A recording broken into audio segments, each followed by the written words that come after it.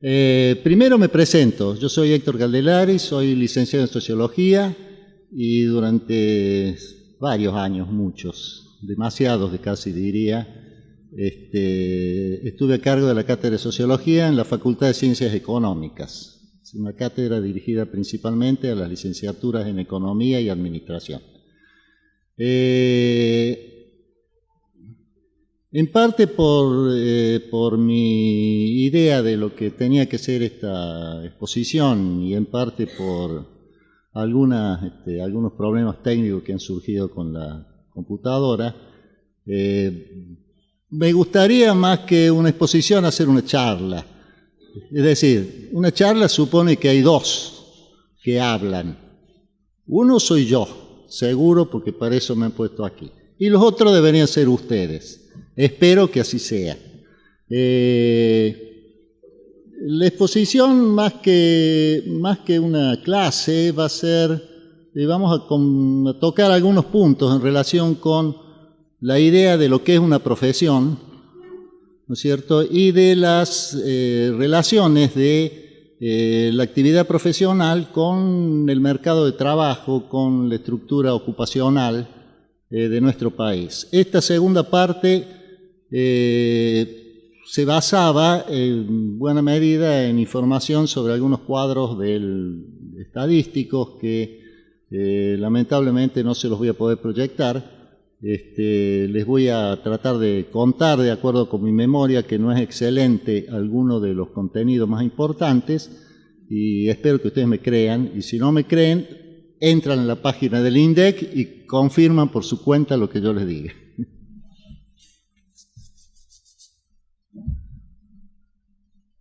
Bueno, en primer lugar, me gustaría que viéramos un poco qué es una profesión, porque la palabra profesión se ha referido en distintos contextos a muchos significados distintos, tiene muchos referentes. Hay un punto de partida que me parece que es el que uno no siempre usa, pero es primero al cual debería recurrir, que es el diccionario de la lengua española, concretamente el diccionario de la lengua de la Real Academia Española. El diccionario de la Real Academia Española define profesión como acción y efecto de profesar.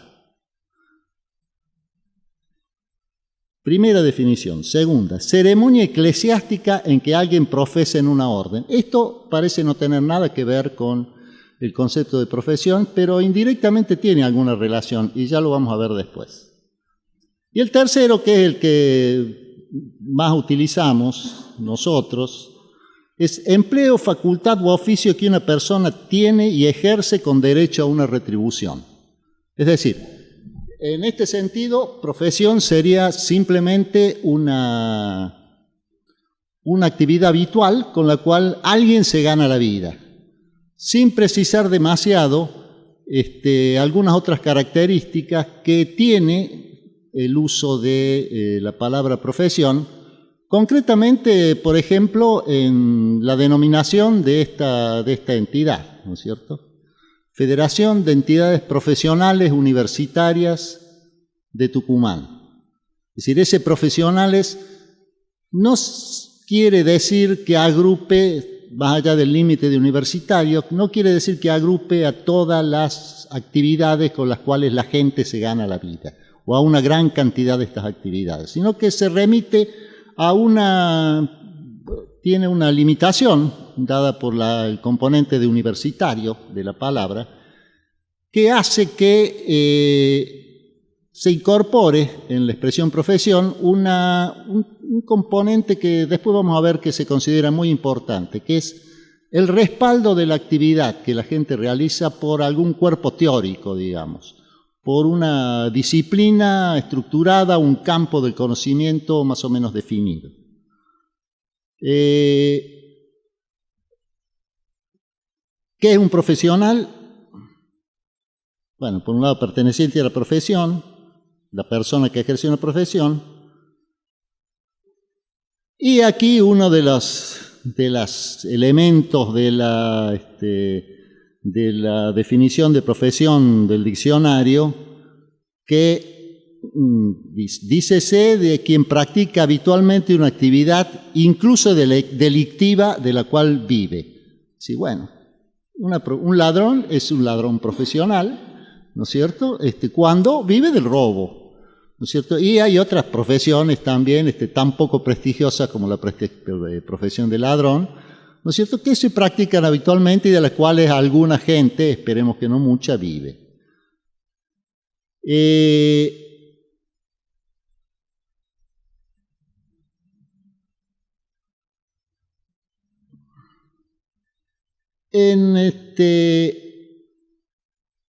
Una expresión relacionada, que es profesar, a la cual habíamos visto aparecer en la primera definición de profesión con relación con un contexto religioso, digamos, aparece aquí con otro sentido, porque profesar es también ejercer una ciencia, arte u oficio, y ahí ya nos estamos metiendo en un concepto de profesión que es el que nos interesa más de cerca.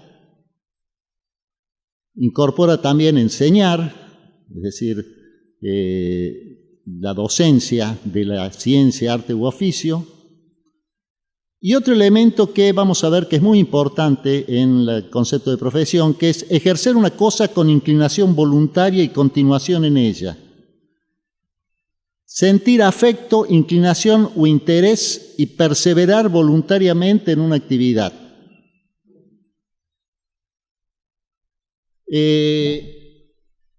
Este es un elemento que es importante, vamos a ver después cuando hablemos de las visiones que se han propuesto de la actividad profesional. Es un elemento importante porque supone la presencia en la actividad profesional de una cosa que uno de los autores, digamos, de los sociólogos que primero trabajaron sobre el concepto de profesión destacaba, que era el concepto de vocación. El hecho de que una profesión no es simplemente un trabajo, sino que es un trabajo que se ejerce respaldado por una vocación, por un deseo de cumplir con ciertas reglas y ciertos objetivos que se plantean en esta tarea. Bueno, lo que dice el diccionario de universitario no es mucho, pero basta para lo que nosotros necesitamos. Relativo a la universidad, institución de enseñanza superior. Fíjense que esto, que es importante en el caso de de la institución en la cual estamos, que limita la pertenencia a aquellas profesiones de origen universitario o respaldadas por la enseñanza universitaria, es también relativo.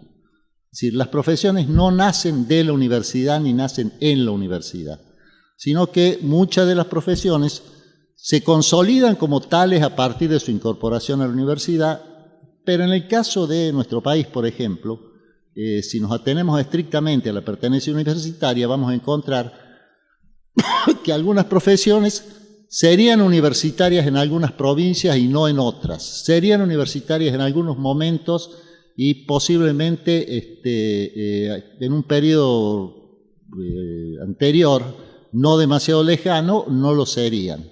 Entonces, lo importante me parece que es la idea de que hay un cuerpo teórico detrás de el ejercicio de esta actividad con la cual la gente se gana la vida.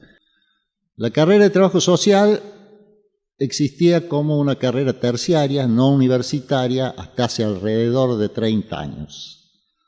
¿No es cierto? En esa época se incorporó como carrera universitaria aquí. No sucede lo mismo en otras universidades y el respaldo que tiene, y que después vamos a ver que es importante, de los cuerpos legales, está dado a nivel provincial. No sé si a nivel nacional ya surgió una reglamentación, hasta no hace mucho tiempo no la había. Lo mismo sucede con la carrera de decoración de interiores de interiores y de equipamiento, de amoblamiento, que también es una carrera relativamente nueva dentro de la universidad, es decir, adquirió un estatus profesional hace poco tiempo. Vamos a ver algunas definiciones más amplias de profesión. Las profesiones son ocupaciones que requieren de conocimiento especializado, formación profesional, capacitación educativa de diferente nivel según cada caso, control sobre el contenido del trabajo, autorregulación, esto se remite a la organización propia mediante colegios profesionales, sindicatos o gremios, espíritu de servicio a la comunidad y elevadas normas éticas de ontología profesional. Si todos estos elementos se han usado para conceptualizar a una profesión en el sentido en que nosotros lo vamos a emplear.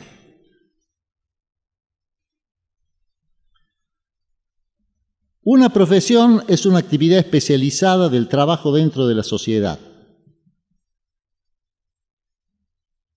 En un sentido más restrictivo, la profesión se refiere a menudo específicamente a los campos que requieren estudios universitarios de posgrado o licenciatura, donde se adquieren los conocimientos especializados respectivos.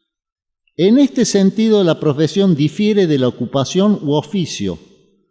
Este concepto de la profesión como ocupación u oficio es algo que se usa muy en el caso, por ejemplo, de los al que nos referimos recién, que decía, bueno, ser ladrón en ese sentido es una profesión. En el sentido nuestro no lo es.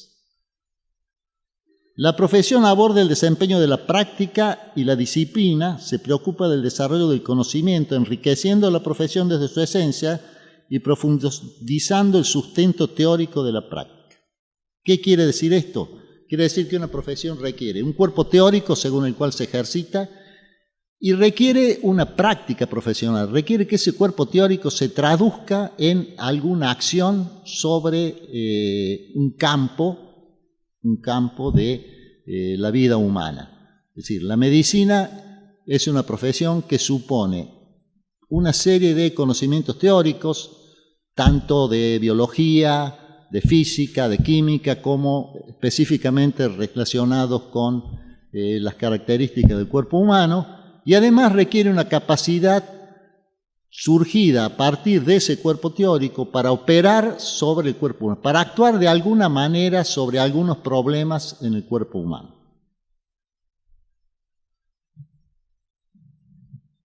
Vamos a ver un poco un pequeño agregado. Dice, un profesional es toda aquella persona que puede brindar un servicio o elaborar un bien garantizando el resultado con calidad determinada. ¿Qué quiere decir esto? No quiere decir que el profesional deba ser infalible en su diagnóstico o en el resultado de las acciones que ejecuta, sino que debe tener, a partir de ese cuerpo teórico, la capacidad de establecer cierta probabilidad relativamente alta de alcanzar, de acuerdo con el diagnóstico que hace a partir de esa teoría, ciertos resultados que propone a la otra parte, al cliente, al paciente, en el caso de la medicina que hemos usado recién.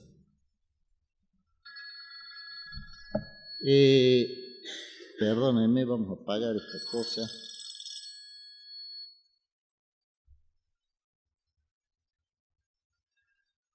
Bueno,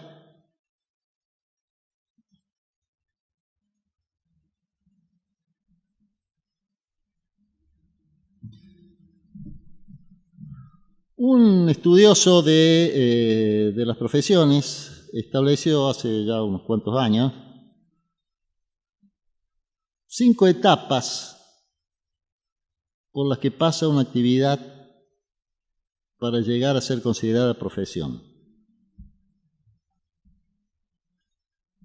Ellas son que el trabajo se convierte en una ocupación de tiempo integral, es decir, es un trabajo con dedicación exclusiva o casi exclusiva. El trabajo en esa área de la acción humana es full time, digamos. Se crean escuelas para el adiestramiento y formación de nuevos profesionales, es decir, surge un respaldo académico, por llamarlo así, para la actividad profesional. Se constituye una asociación profesional en donde se definen los perfiles profesionales. Se reglamenta la profesión asegurando así el monopolio de competencia del saber y de la práctica profesional y se adopta un código de ética con la intención de preservar así a los genuinos profesionales. Esta última parte va merecido algunas críticas y ya vamos a comentarlas dentro de un momento también. Bueno, vamos a hacer una breve interrupción aquí antes de seguir. Y ustedes me van a contar qué hacen. ¿De qué campo provienen ustedes? Usted, caballero, por ejemplo. En el área de computación, perfecto. ¿Usted? Como país, vamos a trabajar en secretaria de Hacienda. Ajá. Sí. Y bueno, hacemos la parte gremial también dentro de la. Está bien. Señora, biología. ¿Usted, caballero? Muy bien. ¿Qué relación tiene su actividad? Particularmente me interesa el caso de la computación, porque es un área de desarrollo relativamente reciente, donde muchas de las capacidades requeridas han surgido a partir de distintas áreas del conocimiento, han surgido en distintos ámbitos de formación y han tenido eso como consecuencia que el nivel de profesionalización sea confuso, digamos. Es decir, la formación de carreras concretamente en el área de la informática, en el área de la información y la comunicación, son bastante recientes. En nuestro país, por lo menos, en otros lugares son más antiguas. En el caso de nuestra universidad, creo que el desarrollo del área de informática como un área autónoma dentro de las ciencias exactas, creo que no llega a 10 años. De manera que el proceso de profesionalización de las distintas especializaciones dentro de la informática es relativo. Hay gente que se ha formado en la Universidad Tecnológica, hay gente que se ha formado paralelamente al desarrollo al estudio de otra carrera profesional y no hay, por lo que yo sé, no hay un colegio profesional de informáticos o varios colegios profesionales de informáticos. Les digo esto porque no conozco las áreas en las cuales se puede desarrollar. Sé que hay una gran división entre los que trabajan sobre el equipo y los que trabajan sobre los programas, ¿no es cierto?, entre el hardware y el software, pero no sé realmente cuál es la formación requerida por cada una de esas áreas, ni sé hasta qué punto estas formaciones pueden considerarse como relativamente independientes la una de la otra y dar lugar al surgimiento de profesiones distintas. Sí, no sé. En el caso de ustedes, a ver, ¿cómo llegaron a la informática?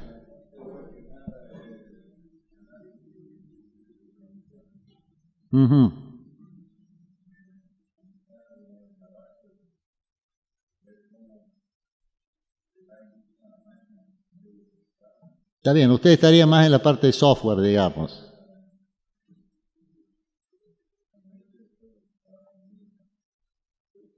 ¿Y cómo llegó usted a ese oficio?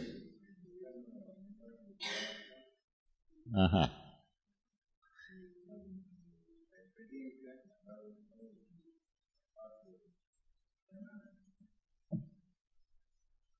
Muy bien. Perfecto.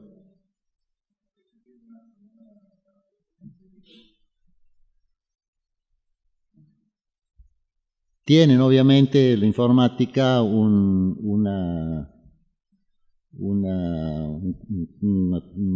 compone un elemento teórico de respaldo bastante desarrollado, muy desarrollado diría yo. Tienen, creo que los desarrollos que ha tenido, las transformaciones que ha sufrido el campo en los últimos años indica que han tenido una gran capacidad de extraer algunas conclusiones prácticas a través de esos teóricos y llevarlas adelante.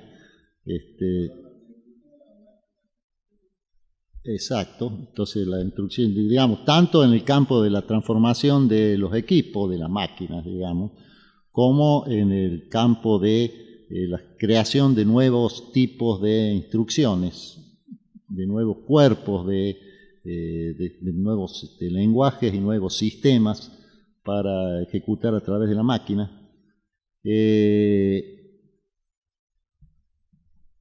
Y tienen algo que vamos a ver dentro de un ratito que es importante.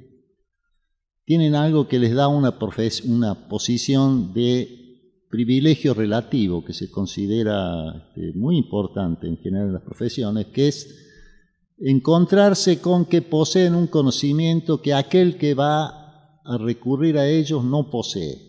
Es decir, y algo muy importante en las profesiones es que haya una simetría marcada en general entre los conocimientos que posee quien ejecuta la actividad, el profesional, y aquel que es su cliente o su paciente en otras circunstancias.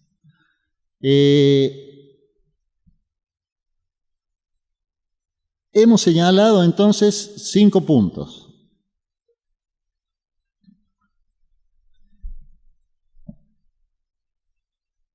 En algunos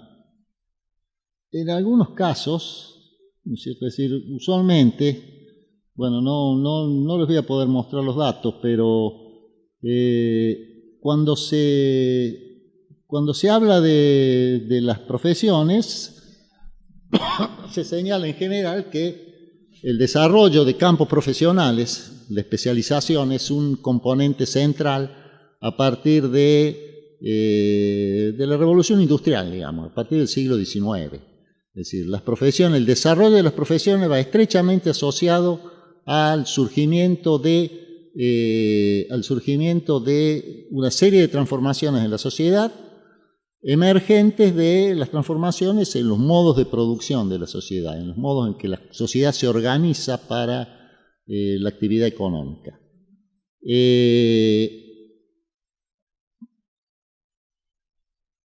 En los estudiosos hay 3 personas que marcaron el campo del estudio de las profesiones desde los orígenes de la sociología, que son Weber, Durkheim y Parsons.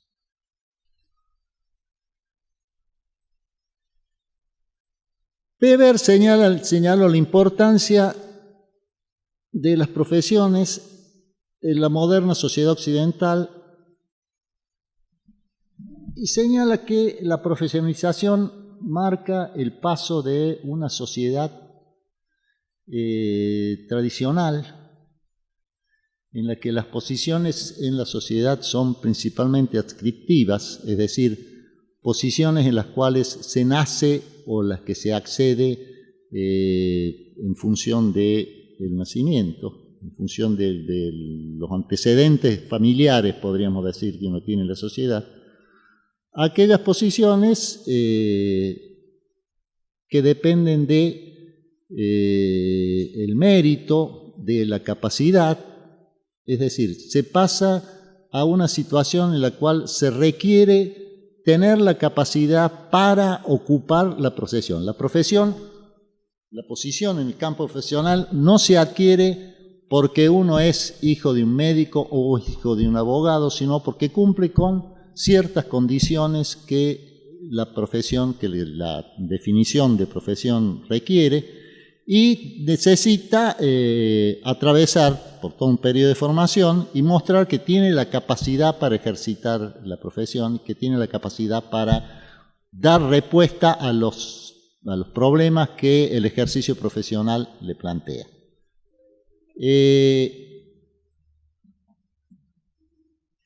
Durkheim en este sentido es quien más destaca, Weber en este sentido es quien más destaca ese componente vocacional de la actividad profesional, que más destaca la necesidad de que quien se desempeña en un ámbito profesional adquiere un compromiso con el ejercicio de la profesión y que ese compromiso supone, entre otras cosas, definir de alguna manera o limitar de alguna manera el usufructo de esa posición de asimetría que tiene en relación con los usuarios de sus servicios, con quienes reciben sus servicios.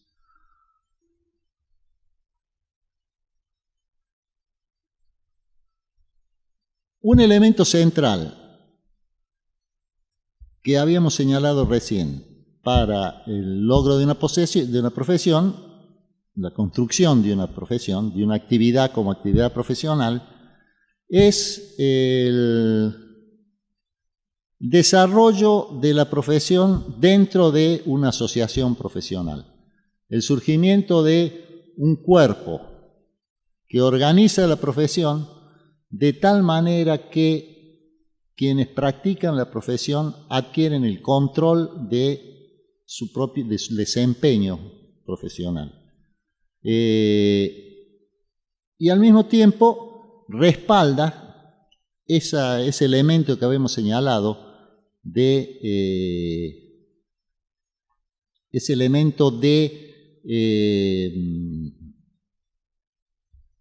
orientación hacia el logro de ciertos objetivos profesionales, de orientación hacia el cliente de la profesión. Fíjense, este aspecto, que en algunos casos ha sido particularmente por Parsons designado como benevolencia, es decir, que supone que quien ejerce una profesión, la ejerce en beneficio del destinatario de su actividad, de su cliente. Pese a estar en una condición privilegiada, con una gran asimetría en campo del conocimiento, en relación con su cliente, que supone la posibilidad de obtener un lucro, si se quiere, desmedido en relación con los servicios que presta. Lo cierto es que se supone que todas las acciones que realice el profesional son acciones que se realizan en beneficio del cliente. Esto particularmente resulta claro en aquellas profesiones en que el cliente es un ser humano o una organización, una entidad concreta. Hay otros casos de ejercicio profesional, como el caso de la informática, ¿no es cierto?, y que quien desarrolla un programa no lo desarrolla a lo mejor con un uso preestablecido, sino que lo desarrolla para una gran cantidad de usuarios. Parsons dice: las profesiones se distinguen de los demás empleos en que, aunque su ejercicio puede representar ingresos sustanciales, no tienen carácter lucrativo, es decir, no es legítimo privilegiar la obtención de un beneficio económico por parte del profesional. El profesional debe actuar dentro de los límites de las necesidades del cliente, de aquel a quien se dirige su actividad.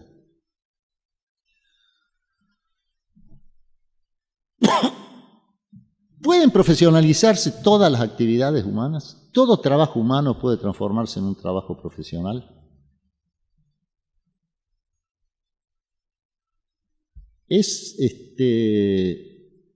Yo le dije recién que hay muchas profesiones que han surgido en los últimos años, lo cual supone de alguna forma que hay al menos algunos elementos de estos que habíamos destacado en relación con el desarrollo del profesional, hay algunos elementos que se van, algunas actividades que van adquiriendo las condiciones para que su ejecución, la realización de esa actividad, quede marcada dentro del marco de una profesión.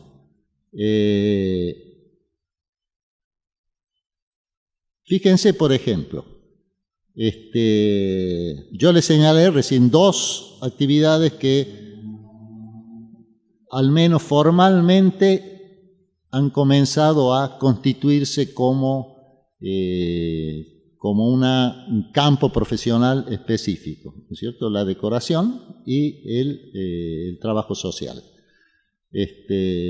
Señalamos también que, y un poco surge de lo que dijo allá, supongo que usted es ingeniero, supongo, de lo que dijo el ingeniero, que en cierta medida en la misma situación estaría algunas áreas de la informática, por lo menos, que si bien no se han independizado de la ingeniería, sí han definido algunos parámetros que establecen algunas diferencias.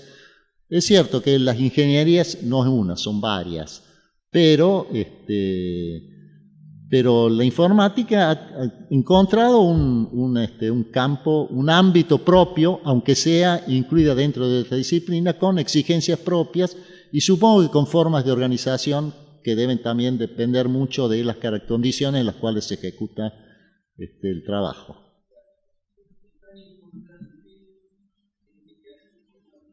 Sí, de eso.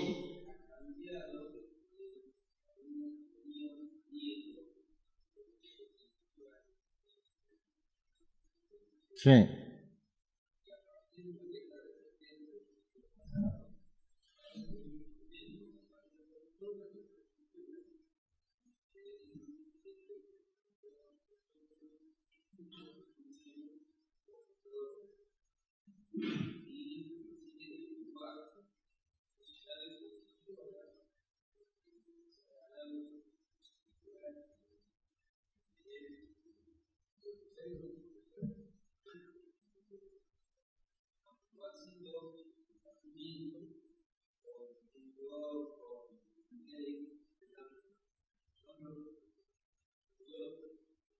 Sí, sí, sí, está bien.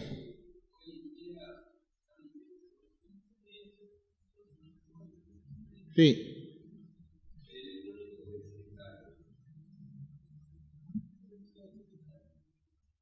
El software es específico. Exacto, sí. Bueno.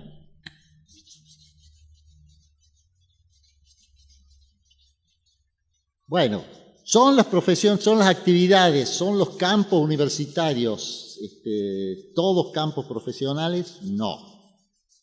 Hay muchos campos, inclusive algunos muy antiguos, que no se han constituido en profesiones. Digamos, los campos que más tradicionalmente se enseñaban en la universidad, en muchos casos nunca se han constituido en profesiones.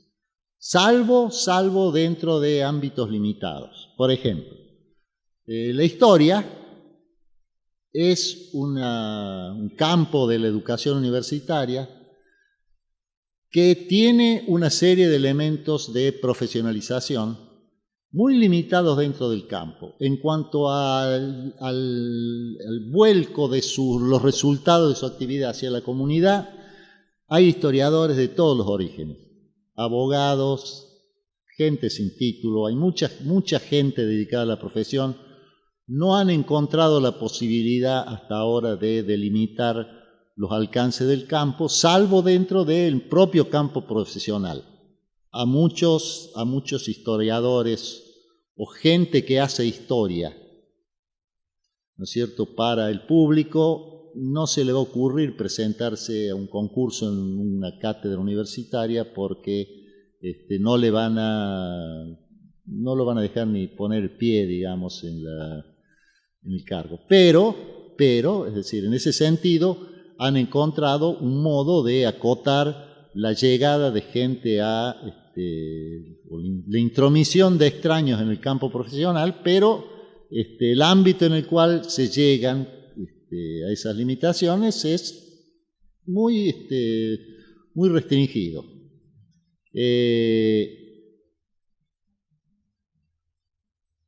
Hay algunas otras actividades no universitarias que también han encontrado la posibilidad de darse una forma de profesional, aun cuando no hayan ingresado a la universidad.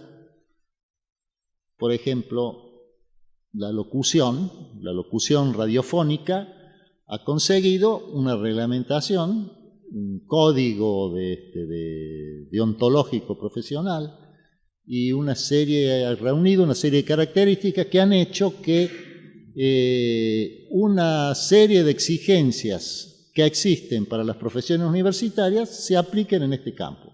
No puede ser ejercitada sino por la gente formada dentro de alguna de las escuelas de locución. Tienen un código en cuanto a su desempeño de su actividad y tienen una serie de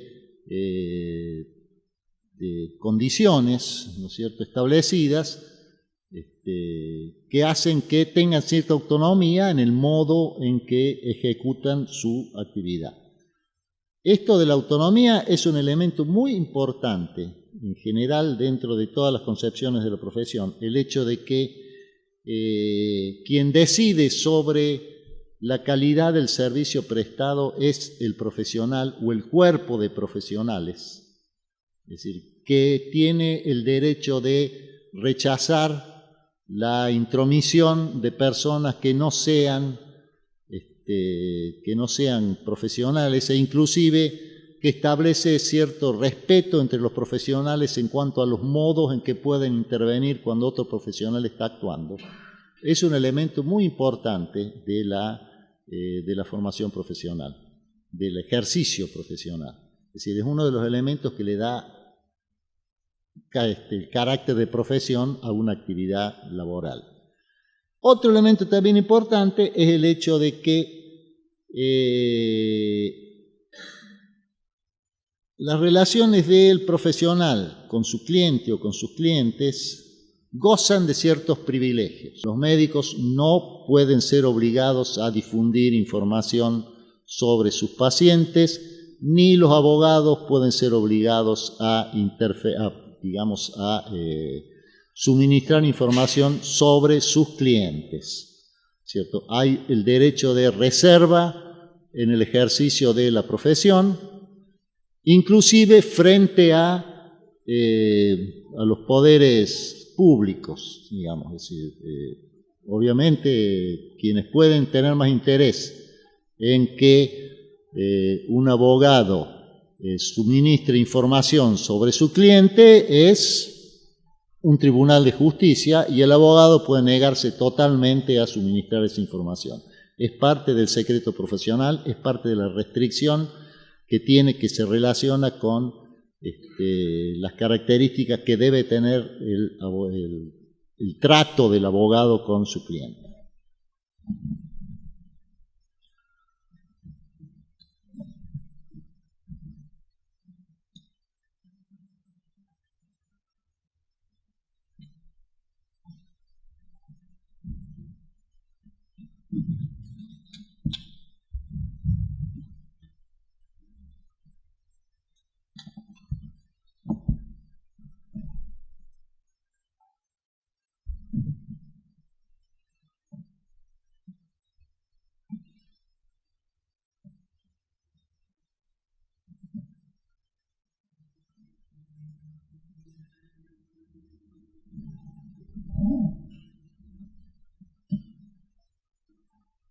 ¿Qué consecuencias tiene este proceso de profesionalización?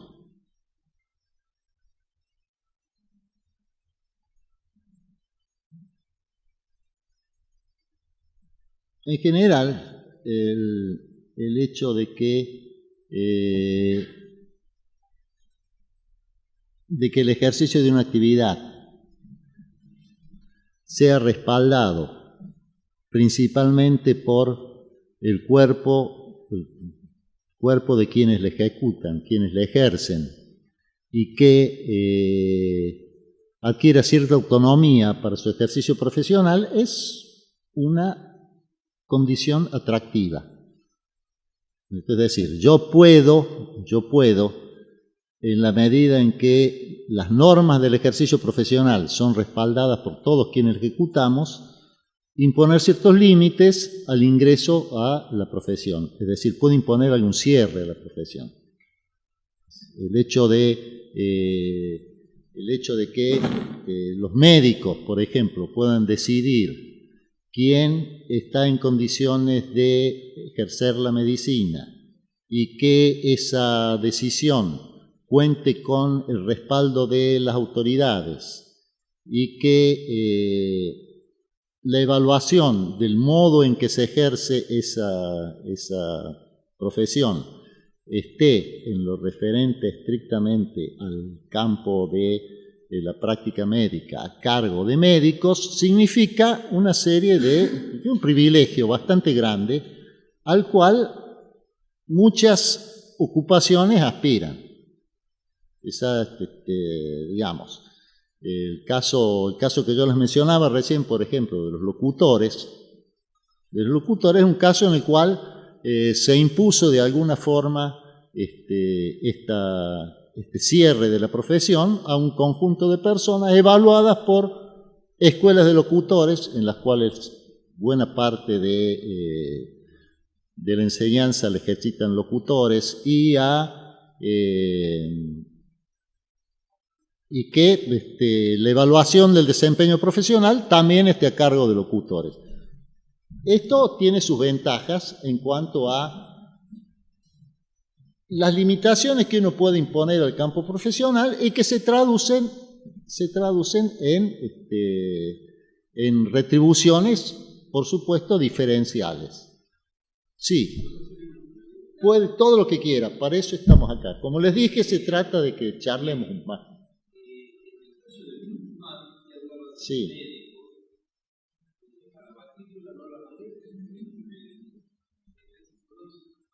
Bueno.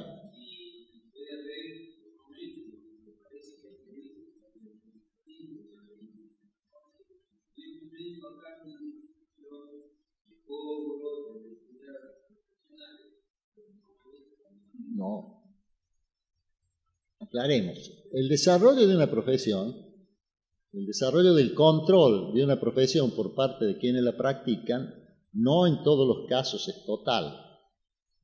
Esto lo que yo lo he mencionado es lo que podríamos llamar el tipo ideal de profesión. En muchos países la matrícula, es decir, la decisión sobre quién puede ejercer la actividad, la tienen los colegios profesionales. En algunas provincias en la Argentina creo que también. En Tucumán, no sé.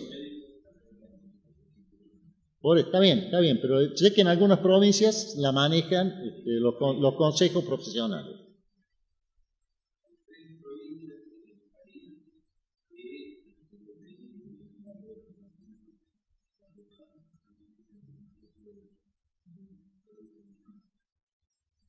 En algunos casos,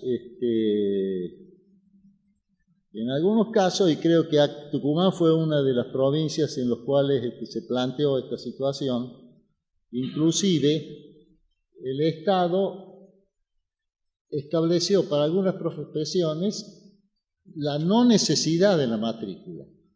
Si no recuerdo mal, allá por la década del 90 hubo un fuerte movimiento en Tucumán en favor de suprimir la matriculación obligatoria, la colegiación obligatoria, por lo menos en el caso de los abogados, recuerdo que generó un escándalo bastante grande. Exacto, y creo que también en otras profesiones hubo movimientos en ese sentido. No, está bien.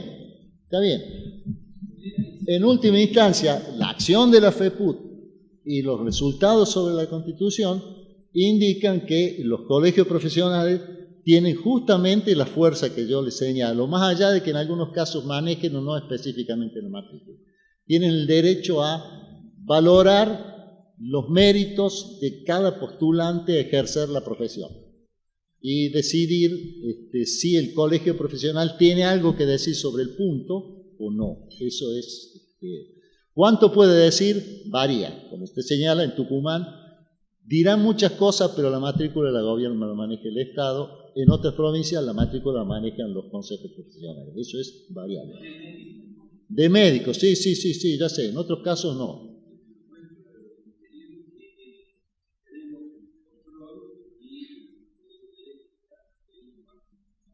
Sí. Eso están establecidos, están a cargo, digamos, el respaldo del Código de Ética y el otorgar una matrícula para el ejercicio de la profesión están a cargo del colegio profesional. Tengo entendido que en ciencias económicas es lo mismo y en la arquitectura es lo mismo y me parece que no, en casi todas las actividades es lo mismo.